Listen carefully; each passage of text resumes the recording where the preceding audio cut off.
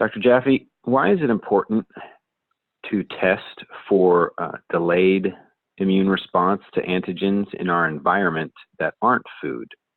Another way to put it would be, why would someone want to test their delayed sensitivity to anything other than foods?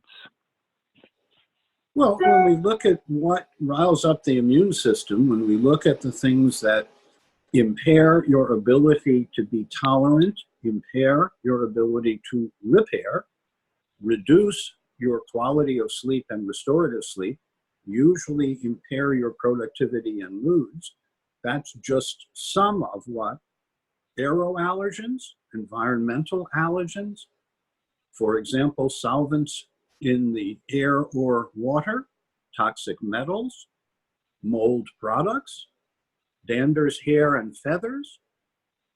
Each and any of these can be a cause for immune burden, which means you're not going to be repairing to the extent that you have lost tolerance and now your immune system is doing too much defense work and too little repair work.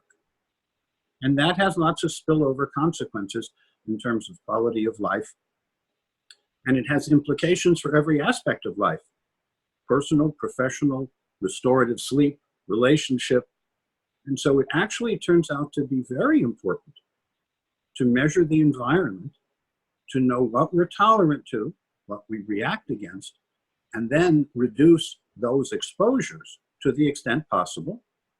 And since 80% of the immune burdens are of recent exposure, it is possible, when you understand more completely what is causing people's immune system to be riled up and overly active, but underly functioning.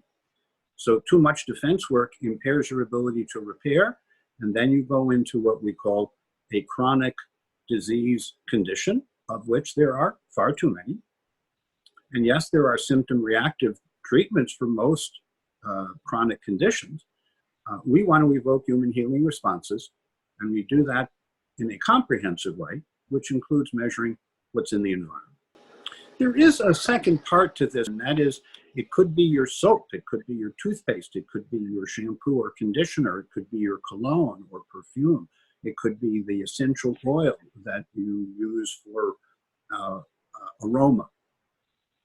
So it turns out that there are very few things in the world that are totally benign. And they tend to be building blocks, like amino acids and vitamins and nature's building blocks. But once you put those building blocks together, they can be big enough to be foreign. And if they can be foreign to the human immune system, you can become sensitive even to your personal care products.